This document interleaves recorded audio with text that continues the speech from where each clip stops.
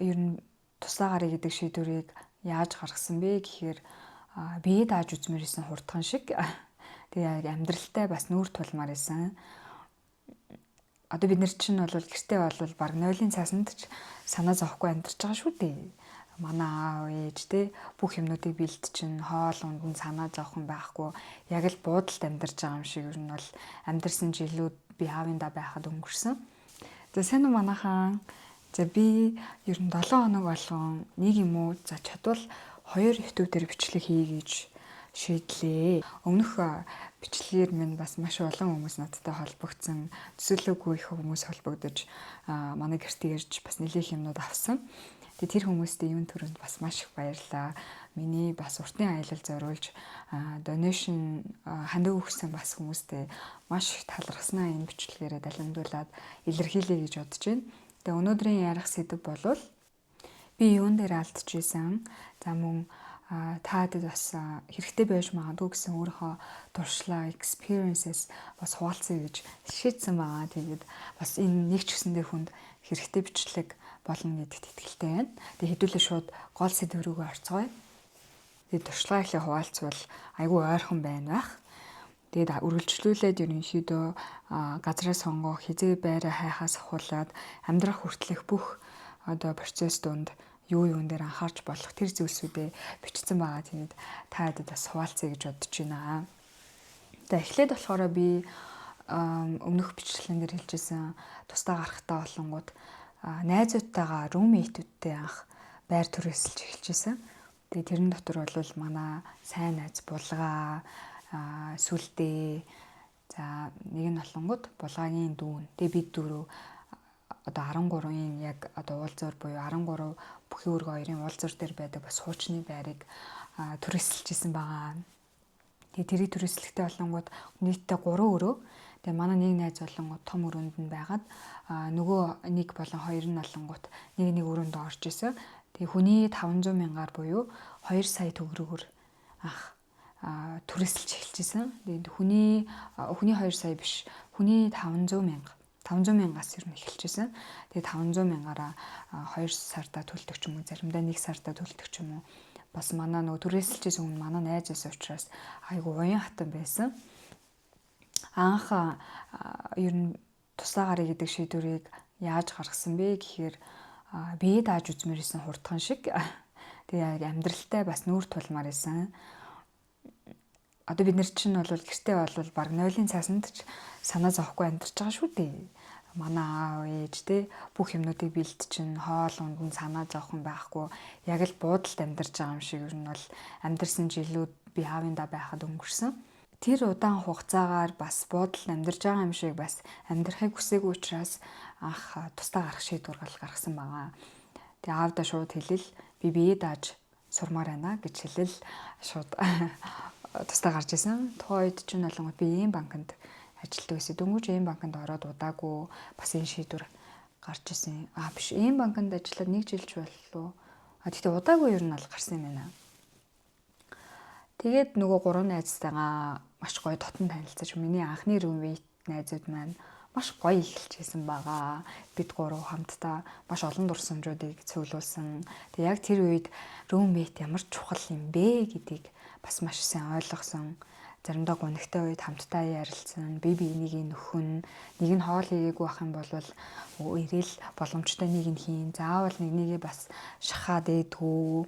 Би биенийхээ аясаар бас бүгдээрээ айгүй цэвэрч. Тийм хүмүүстэй байсан. Би бүр маш их талархдаг. Especially Булгаа найзтай бүр амар их талархаж явдаг. Маш их юм сурсан шүү гэж хэлмээр байна. За тэр үед бол би анх яг одоо 0-ын цаас тэгэл аяг тавг би тухайн үед бол хувцснуудаа аваад тэгэл анх гарч ирсэн. Миний хувцсныг нөгөө чиндан байхгүй болохоор одоо нөгөө орд ирний даавн дотор ингээл баглаал анх нүүж орж исэн. Тэгэл ороод жижиг сажиг юмнууд цуглуулаад тэр үед бол бас нэг чих тийм юм бол цуглуулаагүй. Тэгээд тэндээ бол нэг өрөөндөө байжгаад манай тухайн байр бол хагас тавилгатай байр байсан. Ер нь баг дийлэнх тавилга нь ер нь бол баг бүтэн тавилгатай гэж хэлж болно. Тиймээсэн болохоор нэмж заавал юм авах шаардлагагүй байсан айгүй олзуур хууштай бас байсан. За тэгээд эхнийх нь бол roommate аягүй чухал гэдгийг ойлгож байгаа. Хоёрт нь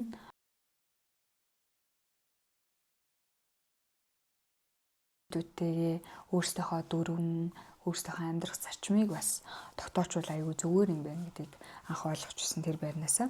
За мэдээж мөнгөний үнц нь бол тодорхой. Би тухайн үед бол 500,000 төгрөгөөч төлж чадахгүй компьютероо анхны лаптопоо зараад бас нэг хэдэн сарынхаа түрээсийг бол төлж исэн.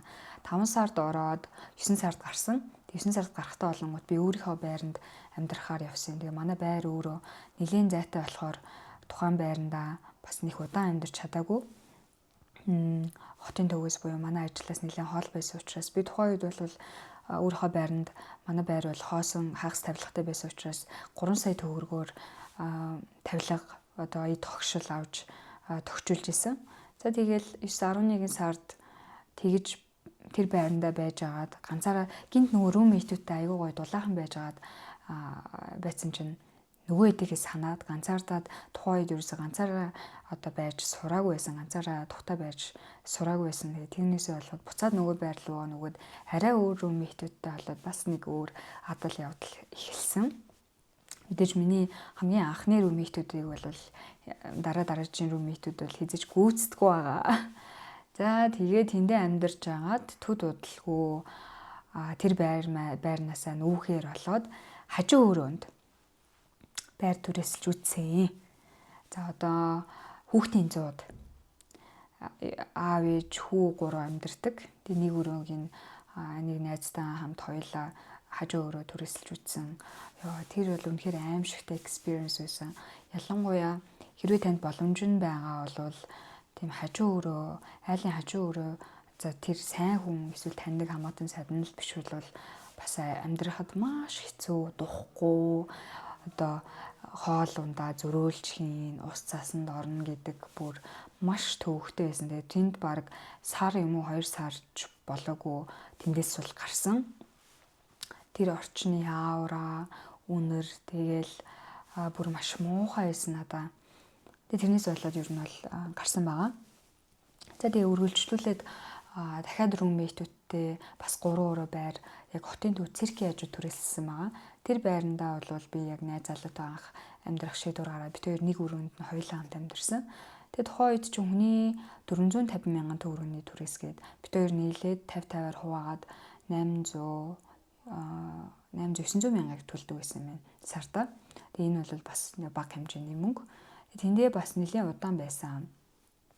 Тэндээ амьдарч байхдаа бид хоёр хамтын орон зай бие бинийгээ бас маш их таньсан. Ер нь хосуудад яг өөрсдийнх нь байх одоо тэр хувийн орон зай гэдэг бол маш чухал. За бас roommate-ийн маш чухал. За тэгээ дээрэс нь тухайн үед бол бид хоёр нөгөө нэг өрөөнд хоосон өрөөнд орж исэн болохоор яг тэр үеэс эхлээд бас юмнууд жоохон цуглуулж эхэлсэн л дээ. Юмнууд цуглараад нэг амжиргаа цагаан би яг одоо 3 дахь байрлалгаа саяны байрлалгаа шилжиж байхдаа амжиргаа цагаан дээр юмнуудаа ингэ зөвгөөд очижсэн амрын нийттэй. Тэгээ энэ байрлалгаа дараа нь нүүж орсон байгаа. Энэ байрны төлбөр бол мэдээж одоо нэмэгдсэн. Бид хоёр 50-50-аар хувааж төлдөг гэсэн 750-750-аар тэгэхээр одоо сартаа сая 500 гэсэн үг шүү дээ. Тэгээ энэ байранд орохдоо бол энэ байр үнэхээр таалагдсан учраас бид хоёр бас аюу их юм цуглуулсан. Би ер нь их цуглуулсан л да. Манай найз залууч нэг цуглуулаагүй. Тэгээд би ч өөрөө нөгөө тухтай гэртээ ялангуяа аюу тухтай байх дуртай учраас энэ байранд аюу их юм цуглуулсан. За өргөлжлүүлээд энэ байр маань бол өгөөжөө бит хоёрт маш их өгсөн учраас энэ байрнаасаа за яг стратегийн төвшний шийдвэр гаргаад хоёулаа мөнгө хадгалъя. За байрны түрээсээ төлж байгаа хооронд байрныхаа урьдчилгааг хийгээд энэ байрнаасаа бол гарч байгаа. Тэгээ би удахгүй бас аялалд явах гэж байгаа болохоор тэр аялалтаа зориулж сартаа бас ингэж нөгөө түрээсийн мөнгө төлөх боломжгүй учраас энэ байраа бол хүлээлгэж өгөхөр болсон байгаа. Тэгээ миний сурсан зүйлс гэдэг юм бол за хизээ тустаа гарах вэ? За 18 наснда тустаа гарч ивэл бас маш сайн. Хэрвээ одоо мөнгө төгрөгнийх нь боломж нь бүрдээд румейтүүд 18 наснаас мөнгө олж эхэлсэн ч юм уу. Одоо үед чинь бүр залуучууд 16, 15, 14-өөс эхлээл мөнгө олох боломжууд аюу бүрдсэн шүү дээ. Тэгээд бас хүмүүс ч амар мөнгөнүүд олдго юм байл шүү дээ. Тэгээд тийм болохоор өөрийгөө чаленж хийгээд өөртөө сорилт өгөөд хүн ер нь нөгөө тухтай бүстэй удаан байх тусам л тэндээ улам шигдээд байдаг. Тэгэхээр өөрийгөө ер нь одоо яг болсон цаг нь болсон гэж үзэх юм бол яг сорилтуудад бэлдээд явах нь айгүй зүв байд юм байлээ. За тэгээд яг хизээ ер нь би тусдаа гарах вэ гэдгийг яаж хийдэх вэ?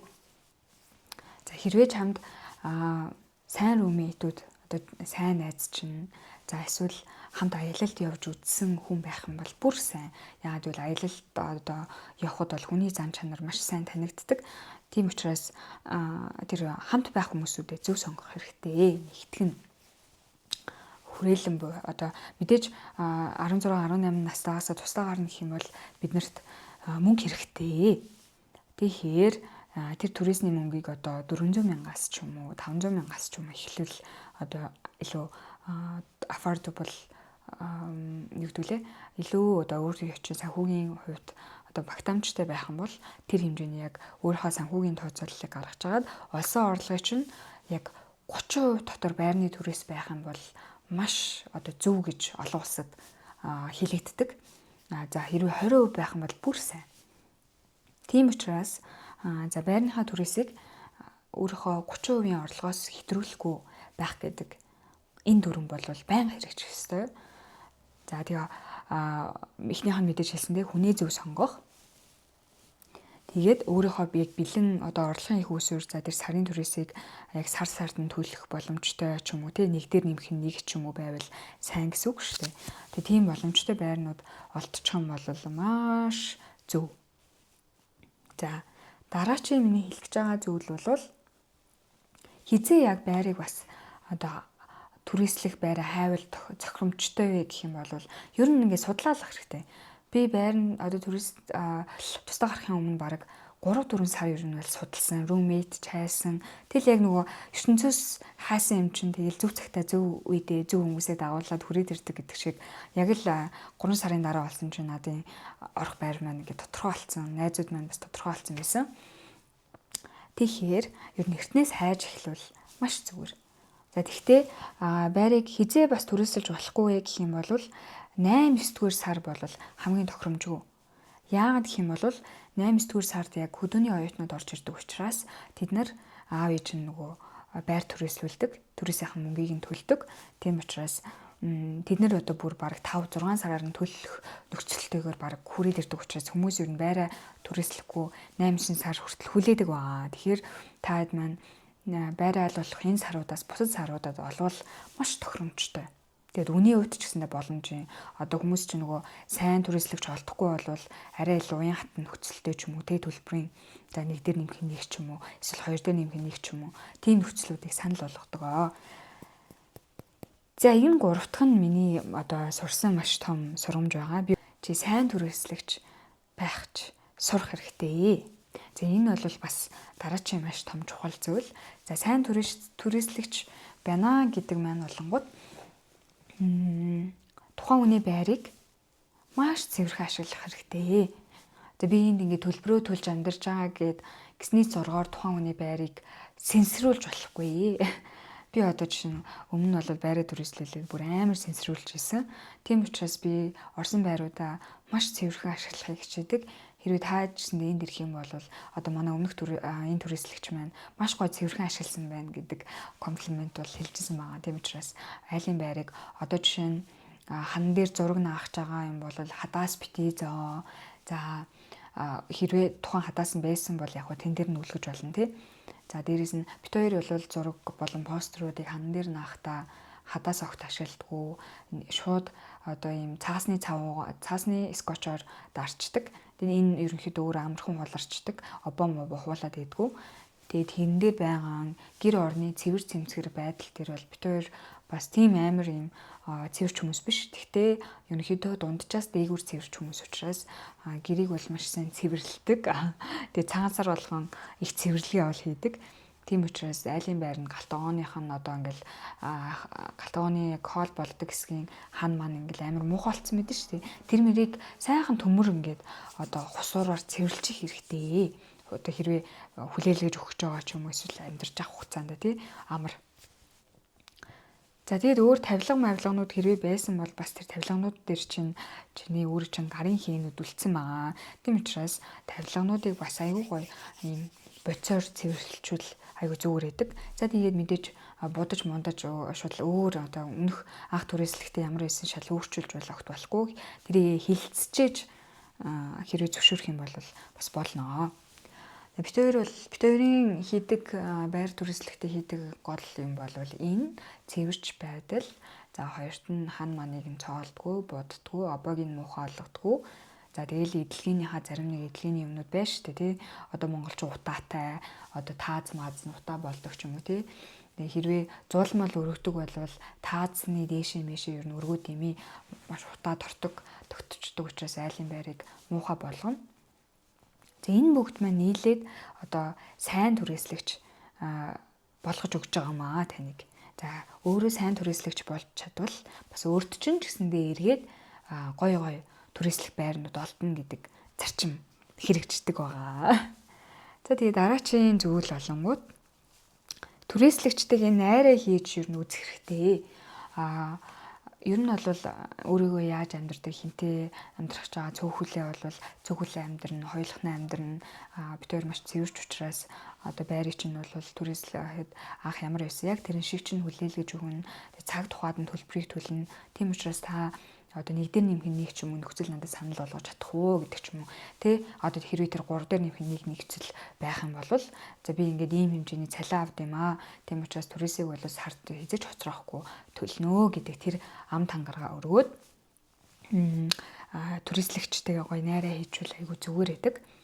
За тэгээд хоёр дахь зүйл нь болонгууд байр түрээсийн гэрээ ер нь заавал хийх хэрэгтэй. Иргэний өмнөлөх нотрот дээр орж баталгаажуулаад бид хоёр ер нь бүх байрнууд дээр бол нотротоор баталгаажуулж байр түрээсэлдэг. Тэгээд тэр нь хаана ер нь бол ашигтай. Гинт нэг түрээслэг одоо түрээсэлж байгаа хүн чинь байрнаасаа одоо гарах хэрэгтэй байна гэдэг ч юм уу тий. Эсвэл чи гинт гарлаа гэхэд нөгөө түрээслэгч чинь бас хүндрэл учрна гэдэг ч юм уу. Яг тодорхой хэмжээний байх ёстой хугацаагаа тодорхой олгоод тэгээд гэрээгээ хийх хэрэгтэй. За тэгээд би санхүүгийн тооцооллыг бол хэлчихсэн. Өөрөө чинь нөгөө орлогын 30% байх ёстой гэд. За байранд орохдоо хагас тавилгатай байвал маш зүгээр. Тийм учраас хагас тавилгатай ч юм уу бүр бүтэн тавилгатай байх юм бол бүр сайн. Тэгэх юм бол та яадаг заавал нэг шинэ юм аваад ах шаардлагагүй. Айгу боломжийн болчдөг. За дараа нь болонгууд сэтгэл хөдлөлөөр шийдвэр гаргах биш тогтож суугаад бодох хэрэгтэй. Зарим нэг алдчихсан алдаанууд гэх юм бол амар өндөр түрээстэй байрнуудыг баг миний орлогын баг 60-70% байхад чинь гинт амар сэтгэл хөдлөлөөр би одоо шууд орё гэдэг тийм хариу бол өгч исэн. Тэгэд тэр бол маш буруу. Тухайн байрыг заа олчлоо. За хэрвээ үнэхээр үнэн боломжийн тий санхүүгийн нөхцөл чинь 30-аас доош хувь байх юм бол тэрийг түрээсэлтэй. Хэрвээ тэр өндөр түнтэй ч юм уу тий өндөр нөхцөлтэй за амар гоё хотын төвдөө яг ажиллаж байгаа хажууд гэдэг ч юм уу. Тийм одоо байлаа ч гэсэндээ та маш сайн судалгаа хийх хэрэгтэй. Атлист ер нь 7 хоногоос дээш үдэ бодох хэрэгтэй. Одоо ингээ өчигдөр би ингээд амар хүсэжсэн ч гэсэндээ маргааш нь бодоход нэг өөр болцсон байдаг шүү дээ. Тийм учраас бодож шууд ингэж шийдвэр гаргахаас илүү нэг тунгаан бодох хэрэгтэй. Анализ хийгээд нэг 3 хоног ч юм уу тий. Тэгж бодвол аюу зөв шийдвэр гаргах одоо магадaltaй байдаг. За дараагийн зүйл болонгууд орчноо мэдэр одоо байраа түрээслэхдээ ер нь очиж үзэж байгаа шүү дээ. Ер нь заавал очиж үзэх хэрэгтэй. Нөхцөл байдлыг нь хараад юмнуудыг бүртгээд тий. За тэгээд нэг орчноо мэдэрнэ. За нэг таагүй ч юм уу жоохон сонин ингээл нуруу хүүт даасан мэдрэмж энэ төр төрж байгаа юм бол ер нь бол ороод димий. За хэрвээ ороод нэг тийм филингүүд тий байранд нь ороод нэг л их гоё ингээл мэдрэмж төрөөд байвал тэрийг түрээсэлж болно. Ер нь хар бараан бас байрнууд гэж байдаг. Одоо сүнс хорогдсон гэдэг ч юм уу тий. Тэр байрнууд бол баг танд өөрт чинь тус болохын оронд бараг гай болно шүү. Тийм учраас байранда заавал очиж түрээслэхээс өмнө цаг гаргаж очиж үзэх хэрэгтэй. Нэг бүрчлэн шүүгэнүүдийг нь онгойлгож үз, нойлыг нь маш сайн үз, том өрөө жижиг өрөө тэр ор дээр диван тэр зүйлүүдийг маш сайн шалгах хэрэгтэй байгаа. Яагаад гэвэл одоо нөгөө зарим нэг муу энерги угаасаа бидний энэ ертөнцид чинь одоо муу сүнснүүд гэдэг ч юм уу одоо савдаг мавдаг гэдэг зүйлсүүд чинь ингээл зэрэгцээ оршиж байгаа. Гэхдээ ямар газар тэр одоо гадны биетүүд ойртдгүй гэхээр одоо энергийн муу түвшинтэй газрууд гэж байдаг. Тэгээ тэр газруудад ер нь бол хорогддог одоо орон дээр одоо хуучин материалс ч юм уу тэр орон дээр унтаад огт хэрэггүй. Өөрсдөө ер нь газар бараг тэрний оронд унтсан дээр. Тийм учраас өөрсдөө эсвэл шинэ ор авах хэрэгтэй. Битээр бол шууд газар унтчихдаг. Хүний ер нь бол одоо унтчихээс ор дэрэн дээр унтах дурггүй. Тэр хэдийн 10 жилийн даваагаас олж байгаа ч гэсэндээ тэр бол буруу. За тэгээд энерги мэдэрчлээ. За хэрвээ танд филингүүд мэдрэмж авчаад та тэр байранд орохоор сонгосон бол энергийн цэвэрлэгээ гэдэг зүйлийг хийх хэрэгтэй. За тэр нь одоо юу ч гэж болно. Гандан дээр очиод одоо сангийн байпур аваад хүүч уугуулж болно тий. Бүтэн 3 тойруулаад гэрээ тий. За тэгээд тэрний дараа бол сайхан лаа ингээд бүх одоо булангуудтай лаанууд хасаагаа тавьчих хэрэгтэй. Атлист шүү дээ тий. За тэгээ дараачих нь бол ийм нөгөө үнэртдэг ганг байдаг. Гангийг гэрч дотор уугуулах юм бол маш гоё энергийн цэвэрлэгээ. Дээрээс нь бүтэн одоо хаалаа одоо юугаа балконо онгоолгоод агаарын бүтэн солилцоо хийх нь маш гоё энергийг ер нь цэвэрлж өгдөг. За филингүүд байсан ч гэсэндээ ер нь тим цэвэрлэгээ хийгээд орчих юм бол бүр илүү зүгээр. Би бүр highly recommended. Би өөрөө яг тийм зам үйл ер нь хийх хэрэгтэй мэн гэдгийг аюу сүүлд л ухаарсан хүн л дээ. Тийм учраас та хэдэд өөрийнхөө алдсан алдаагаа бас хуваалцъя гэж бодсон. За түүний дараа гэр дотор байгаа элементүүдийг харах хэрэгтэй. За би та хэдэд нөгөө сая ор гэж хэлсэн шүү дээ. Ор яагаад тийм байдаг вэ гэхээр хүн ингээ нөгөө унтж байгаа үед астрал ертөнцид очдог шүү дээ. Тэгэл тэр хүний энерги ер нь бол яг тэр оронд ер нь бол 100% одоо үлддэг. Тийм учраас тэр хүн одоо хэд хоног унтсан ч бай одоо тэнд өөрийнхөө нурууг тавихад л тэр энерги ер нь бол бүрхүүл үүсдэг. Тийм учраас хуучин ор аль болох дивангүй матрасгүй ор байвал айгүй зүгээр өөрөөсөө матрасаа аваад тавьчих хэрэгтэй. За тэгээ хоёрт нь бол тойлоос айгүй чухал. Хуучин тойлол ер нь жоох эвгүй байдаг. За тийм учраас тойлон дээр бас одоо энергийн цэвэрлэгээ гэж байдаг. Тийм учраас одоо нэг мэтгэд л бид нар нөгөө тойл руу харж байхдаа ингээ янз бүрийн бодсон байдаг шүү дээ. Ихэнх муу энергитэй тойлнууд буюу муу дүрс одоо муу юмнууд шингэсэн тойлнууд бол хүнийг шууд одоо тойл руу нь харахад толгой дотор сөрөг бодлууд ер нь бол хөвчлэн орж ирдэг байгаа. Тэгэж юу хүнийг удирддаг ч гэх юм уу одоо энергийг солилцдог байгаа. Тийм учраас та одоо толны энергийн цэвэрлэгээ гэдэг юм интернетээс хайгаад үзээрэй. Тэгээ толны энергийн цэвэрлэгээ хийчих юм бол перфект. За ер нь миний одоогийн анзаарснаар бол энэ хоёр зүйл бол аюул чухал. Диван тэгээд матрас тэгээд тойл хоёр. За бусдаар ч ер нь бол нөгөө энергийн цэвэрлэгээ хийсэн байхад бол тун дажгүй шүү. За тэгээ хэрвээ бүр нөгөө нэг шашин машинтай бодон шашин машинтай бол яад энийг лам авчрал жаврыг нь үргэж хэрэгтэй шүү дээ. Ер нь бол тийм юм ер нь хизээч илүүдэхгүй. Хүн ер нь яг алдсныхаа дараа л дандаа нэг хүн юмнаас ингэж гууж залбирдаг. Тийм учраас тэрнээсээ өмнө эртхэн одоо ламдаа сайхан өргөлөө өргөөд цайныхаа дэжийг сайхан өргөөд тэгээд гоё эдэн авраг гоё цэвэрлүүлчихвэл ном уншуулчихвал номын дуу сонсгочвол бас айгүй зүгээр шүү. Тэгээ өөр янз бүрийн пинк шүү энтрийн зам үйлүүд байдаг. Та бас тэрийг хэрэг гүнзгий судалмаар байвал бас судалж болно. Тэгээ би өөрөө бас пинк шүүс нэг сайн мэдэхгүй. Тэгтээ яг нөгөө тойл бол үүдэнд байж болохгүй гэдэгт бол санал нийлдэг. За тэгээ дараачийн миний бичсэн зүйл болонгууд их юм ер нь бити цоглол. Зөөхөд маш хэцүү. Өөрийн гэсэн байртай болсны дараа л ер нь юм цуглуулах хэрэгтэй юм билээ. Би бол маш хэм цуглуулсан. Энэ маань бол одоо надад ингээл бас одоо арчилгаад тэрэндээ ингээ хорогдох тий ингээл янз бүрийн бас сэтгэл зүйн асуудлуудыг надад авчирч байгаа. Тийм учраас хүний юм гэдэг бол бас хүний л юм байдаг. Яг өөрөө чинь байр болвол та хүснээрээ одоо тохижуулж хүссэн одоо тэр декор авах амаар байгаа зүйлсүүдээ авч болно. Хүний байранд тэгж их ер нь бол юм зарцуулаад хэрэггүй. Хэрвээ та ойрын 1-5 жилийн хооронд байр түрээслэн л гэж бодож байгаа бол огт байранд зориулж худалдан авалт хийх шаардлагагүй. Аль болох энэ угаалгын машин хөрөгч мөрөгч гэдэг ч юм уу арай байхгүй юм техник хэрэгслүүд байвал тэдний наавныз. Бусдаар бол нэг тийм шаардлага байхгүй.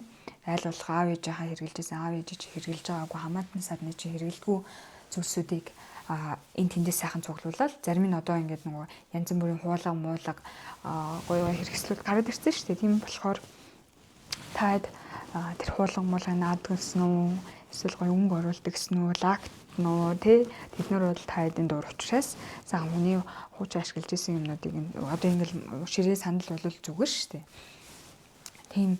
Тийм байдаг шүү. Тэг би өөрөө нөгөө алдсан учраас бас энийг аягүй сануулж хэлж байна л та. Бас сэтгэл хөдлөлөөр маш их худалдан авалт би хийдэг байсан.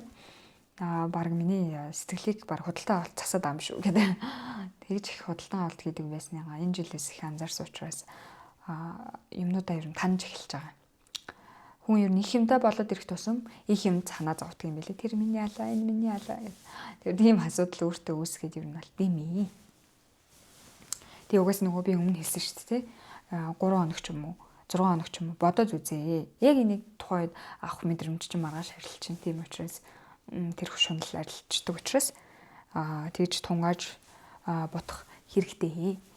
За дараачийн миний бичсэн зүйл бол тийм. Хэрвээ үнэхээр декор хийгээд гэрээ гоё болгомоор байх юм бол шүү дээ. Би таадад өмнөх бичлэгээр харуулжсэн шин би нөгөө вайн уугаад вайныхаа глассыг цуглуулдаг. Тэр глассанда цэцэг мэцэг ч юм уу тийм юмнууд хийж хатаадаг. Тэр өөрөө бас одоо байр гэр орныг маш гоё natural одоо байгалийн харагдуулдаг учраас тийм юмнуудыг бас одоо дахин ашиглагдаж болох үс юмнуудыг бас ашиглуулаа аюу зүгээрээ. За магадгүй та нар ингээл уул хаданд явж байхад нэг одоо ингээд хугарсан мод ч юм уу тий эсвэл нэг зарим нэг ингээл модносоо ингээд салтсан бүр хөгшөрсөн моднууд идэв шүү дээ. Тэр моднуудыг авчираад гэртээ сандал хийсэн ч болно яг үнэндээ. Гол нь мод тайрж болохгүй тий. Тэгээд зарим нэг газруудаар бид нэр явж байхад ингээл чулуун молоо янз бүрийн байгалийн гоё гоё элементүүд идэв шүү дээ. Яг тэд нарыг их цуглуулж бол болохгүй. Яагаад гэвэл байгалийн юм гэдэг бол байгальдаа л байх ёстой. Гэхдээ одоо нөгөө хөгцсөн одоо нас нь илэгдээ дуусчихсан мод гэдэг ч юм уу. Тийм юмнууд бол танд гим хоргүй. Тийм учраас тийм юмнуудыг бас цуглуулаа. Одоо жишээ нь нэг мөчрийг ч гэсэндээ хан дээр тавихад маш гоё харагддаг штэ. Би та нарт тийм жишээнүүд бас хэрэг өсгөх юм бол дараагийн бичлэн дээр гоё харуулъя. Декорны санаанууд гэдэг ч юм уу. Тэгэд өөр таадад гоё надаар яриулмаар гоё бичлэгийн санаа байх юм бол бас комент хэсэгт бичээрэй. Би ер нь 7 хоног болгоо нэг бичлэгийг ер нь бол хийгээд гэж бодож байна. За декорын хувьд ерөнхийдөө юм байна. Тэг би ерөнхийдөө яриад бас айгүй удажчлаа. Бараг 28 минут болж байна. Би бас энийг жоохон танаад нэг 20 минутын ч юм уу байрах сонирхол байна. Гэтэ одоо гол юмнуудаа бас яриад нэг нуршаагүй байх гэж бол бодож байна. Нэг туршлагаа бүр хуваалцаа мартчихж. Хажуу өрөө түрээслэх нэг юм өнүүдэр зар өгөхгүй. Миний хамгийн анхны ер нь бол байр түрээсэлж үзсэн маань ер нь бол хажуу өрөө байсан байна. Viva-City-д. Тэгээ Viva-City чинь болонгууд зайсангийн бас нэлийн баячуудын барилга шүү дээ. Тэрний хажуу өрөөг 200,000 төгрөгөөр түрээслэн гэсэн байсан. Тэгээ би очиод уулзсан чинь нэг ах байсан байхгүй юу. Амар арт март цуглуулдаг. Нэлийн баян айл. Тэгэл манай ер нь бол нохоог одоо гаргаад өдөртөө гаргаад өгөх юм бол ер нь бол болж байна. Тэгээд заримдаа хоол мол хийцэн байвал зүгээр мүгээр гэлний тэгсэн. Тэгэл би юу ямар гоё юм. Тэг миний өрөө ч гэсэндээ надад аягүй таалагдал. Тэгэл амьдрах шийдвэр гаргаад нэг хоёр цүнх барайл хувцнуудаа чирэл очиж байгаа юм да. Тэгээдсэн чинь бүр амар тухгүй байсан. Яагаад гэвэл орой тэр ах ингээл найзуудаа дуудана. Тэг би тэр үед нь бас гарч чадахгүй. Дээрээс нь эрэгтэй хүн учраас маш аюултай байсан.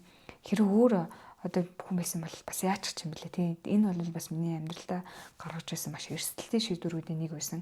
Би бараг 7 хоног байгаад тэр айлаас бол шууд нүүсэн байгаа. буцаад аавынд очсон. Тэгээ энэ нэр миний хамгийн анхны experience байсан юм байна. Тийм учраас сайн судлах хэрэгтэй шүү. Тэгээд ямар одоо хажуу өрөөнд орж ин тий ямар хүмүүс байна. Тэр бол маш чухал гэдэг. Тэгээд намайг одоо хоол хийчих гэл байна. Тэгээд гэр цэвэрлсэн юм ерсэн гэд би одоо ямар үйлчлэгч биш үү тий хажуу өрөөнд түрээслэх гэж хаад тийм кейс бол надад тохиолдож исэн. Тийм учраас тийм юм дээр айгүй нэхур байх хэрэгтэй. Тэгээд энэ бол миний байр түрээссэн 1 2 3 4 энэ миний 5 дахь байр юм байна. 4 дахь гэдсэн чинь. Тэгээ юм 5 байр бол 5 түрээсийн байр дамжиж үтсэн туршлагаасаа хуваалцлаа. Тэгээд таад бас нэг ч гэсэндээ хэрэг болох юмнууд хэлсэн байх гэж бодож байна. За тэгээд нэг миний таалагдахгүй зарим нэг зүйл сайхан болвол тэгэл нэг чихээрээ оруулаад нөгөө чихээрээ гаргачихгүй юу. Заавал миний ингээд энэ үнцэг бас таны өөрөө ч үнцгтэй нийцээд байх шаардлагагүй. Гэтэ надад бол энэ маш үн цэнтэй туршлагууд байсан учраас надад бол маш valuable гэж би бол боддог. Тэг буруу зөрүү юм ярьсан байх юм бол хүлцэл өчье. Тэг би өөрөө бас л тэгэл амьдрахгаал үзэж байгаа хүн учраас та бүхэндийн туршлагаасаа хуваалцлаа. За тэгээ дараагийн бичлэгэн дээр би санхүүгээ хэрхэн удирдах вэ гэдэг бичлэг хий гэж төлөвлөж байгаа. Тэрэн дээр бол би яг санхүүгийн наривчлсан төлөвлөгөөг яаж гаргадаг тэр тухай бол ярина. Тэгээд дараагийн бичлэгээр бүгдээрээ уулзцгаая. Түр бай.